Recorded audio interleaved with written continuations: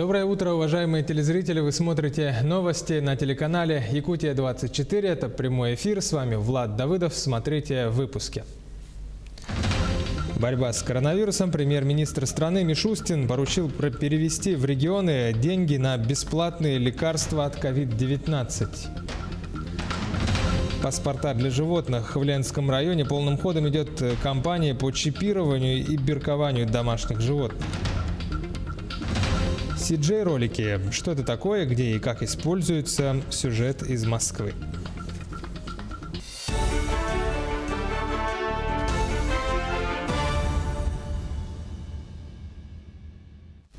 Премьер-министр России Михаил Мишустин поручил Министерству финансов и Министерству здравоохранения сегодня же довести до регионов средства на бесплатные лекарства для больных коронавирусом, проходящих лечение на дому, чтобы руководители субъектов страны максимально быстро организовали закупки необходимых лекарств, средств индивидуальной защиты и обеспечили транспортное обслуживание пациентов с коронавирусом и медицинского персонала, заявил Мишустин на заседании Кабинета министров. Группа ВИЗ и «Газпромбанк» подписали соглашение о финансировании проекта по созданию крупного культурного кластера в Якутии. «Газпромбанк» предоставит 500 миллиона рублей на эти цели. Общий же объем предварительно одобренной кредитной линии превышает 6 миллиардов рублей на срок до 2030 года. Культурный кластер в столице Якутии создается в рамках подписанного с правительством региона соглашения о государственно-частном партнерстве. По словам члена Совета директоров холдинга Сергея Ромашова, для ВИЗ это не первый проект государственно-частного партнерства в Якутии. Уже успешно введено в эксплуатацию 12 объектов в сфере образования и культуры, а проект Арктического центра уникален для Крайнего Севера. В нем применят самые современные технологии, которые позволят создать объект, которому сегодня аналогов нет. Муниципалитеты Якутии обучат работать с законом об ответственном обращении с животными. 10 и 11 ноября Ассоциация благополучия животных проведет вебинар. Юристы расскажут об особенностях формирования закупок и разберут типовые ошибки и пути их решения. Ассоциация с 2018 года объединяет зоозащитные организации, волонтеров и профессионалов в сфере помощи животным. Юристы регулярно проводят мониторинг региональных нормативно-правовых актов и закупок в сфере регулирования численности животных каждого из регионов России. Результаты размещают в открытом доступе. По данным Ассоциации, Якутия находится в категории регионов с негативной ситуацией, требующей коренного перелома. Значительное число объявленных закупок содержит либо прямые указания на умерщвление животных, либо же туманные и неточные формулировки на практике, позволяющие применять метод массовых эвтаназий. Тем временем в Ленском районе полным ходом идет кампания по чипированию и биркованию домашних животных. Чип для собак – это микросхема размером с крупинку, которая вводится под кожу, а для коров – это бирка. Благодаря этому у животного появляется электронный паспорт, и данные о ней занесены в специальную программу, доступ к которой имеют специалисты управления ветеринарии и также могут предоставить доступ хозяину животного. Там прописаны все данные владельца и сведения о животном, кличка, порода, внешний вид, если это собака, информация о вакцинации или исследование на инфекционное заболевание, если это крупный рогатый скот. Эти устройства несут только одну вещь – это 15-значный электронный код, который вносится в программу, и в программе уже формируется электронный паспорт на животное.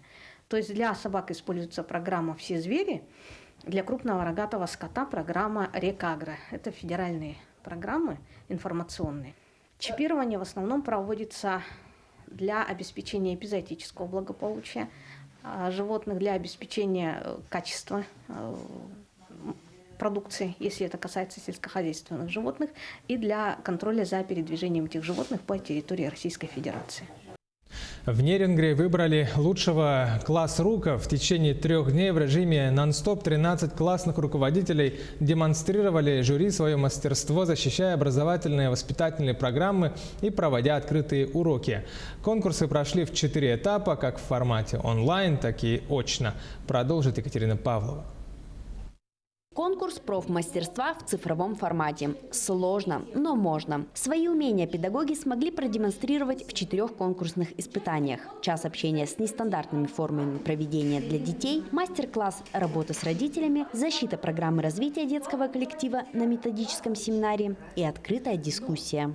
У нас 14 было участников, у нас всего 19 образовательных учреждений. Практически с каждого образовательного учреждения были представители, конкурсанты на этот конкурс. Это впервые в этом году у нас было так много желающих в таком количестве. Обычно у нас это 7-8 участников, в этом году 14. И считаем, что это большой сдвиг вперед, когда есть желание побеждать, чему-то учиться и обмениваться своим опытом. Звание «Самый классный 2020 получила Татьяна Усинская, учитель информатики, классный руководитель информационно-технологического лицея 24. Татьяна Сергеевна работает в школе более 20 лет. За эти годы в роли классного руководителя провела в старшую жизнь 3 выпуска. Считает свою работу самой лучшей. Когда ты видишь детей, ты видишь их улыбки, лица, да, вот они бегут тебе утром, и ты понимаешь, что ты им нужен. И поэтому вот эта работа наполняет смыслом твою жизнь. Ну, естественно, твоя семья. Ну, а сам конкурс мне очень понравился. Мне понравился подход жюри. Мне понравилась доброжелательная обстановка, настрой жюри на то, что мы делимся опытом в первую очередь, а не определяем, кто из нас лучше или хуже. Это обмен опытом. Участницы конкурса считают, что быть классным руководителем не должность, а призвание. Если с учеником нашел общий язык и взаимопонимание, то это уже высшая награда для любого педагога. А приятное поощрение для конкурсанток после всех испытаний – это дипломы и денежные премии, которыми их наградили по итогам конкурса. Екатерина Павлова, Сергей Козюра, Нерюнгри. С наступлением холодов, когда активность снижается, многие начинают искать для себя подвижные хобби, и танцы всегда были одними из самых демократичных и доступных видов физической активности. Это не только способ укрепить мышцы и потренировать вестибулярный аппарат, но и научиться ощущать свое тело и даже принять участие в международных соревнованиях и выступить на одной сцене с популярными артистами. Об одной из столичных школ танца Александр Хавренко. Танцевальная студия Level Up существует в городе с 2013 года. И практически ежегодно студенты студии принимают участие в различных чемпионатах по современным танцам. И редко когда возвращаются без наград. У нас в школе преподают несколько направлений. Хип-хоп, вайкинг, дэнс-холл, афро-дэнс, поппинг. Это все современные стили танцев. Преподавателями являются мои ученики, которые с детства занимались, сейчас они уже закончили школу, кто-то является студентом, они с детства ездили на мастер-классы различные, чемпионаты, сейчас всего у нас в школе где-то 6 преподавателей, каждый год обязательно ездим на мастер-классы, развиваемся, прокачиваемся. В этом году из-за сложившейся ситуации летом студия опробовала метод дистанционных занятий, благодаря чему основам танцев смогли обучиться не только люди из Якутска, но и из многих районов республики и даже из городов за ее пределами. Но, как только стало можно, Level Up вновь распахнул свои двери. Разделили разметки, сделали дистанцию по 1,5 метра, обязательно у всех дезинфицируем руки. Раньше у нас в группе было где-то 10-8 человек, сейчас мы эти группы разделили на несколько групп, то есть в группе там занимается не больше 5-6 человек. Держим дистанцию, тренер обязательно держит дистанцию, все предоставляем маски нашим ученикам при входе обязательно. И каждое воскресенье у нас тут в здании ведется дезинфекция всего здания, и мы сами каждый понедельник тоже у себя в залах делаем дезинфекцию. Преподают в студии опытные танцоры, а для студентов существует несколько групп. Для новичков и для продвинутых. И преподаватели уверены, научить танцевать можно любого, было бы желание. Александр Хавренко, Джелус Иннокентьев, Якутск. Синематики – это часть видеоигры, где геймер не имеет возможности управлять персонажем. Такие видеовставки часто называют CGI-роликами. Они используются для того, чтобы продвинуть сюжет игры, показать развитие персонажа и заинтриговать геймеров пройти следующие этапы. О том, кто стоит за созданием CGI-роликов популярной игры King's Bounty 2 в материале нашего корреспондента в Москве Айсены Бурнашовой.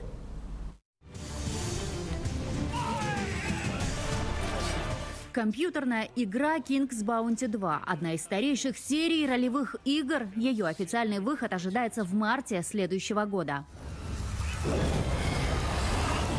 Стратегия с пошаговыми боями и режимом приключений. В игре будет представлено сразу несколько архетипов людей. Армия будет идти против армии. Экшн-действия, пейзажи, общение персонажей представлены в синематиках. Этой кинематографичной частью занимается целая команда, включая якутянина Евгения Федотова.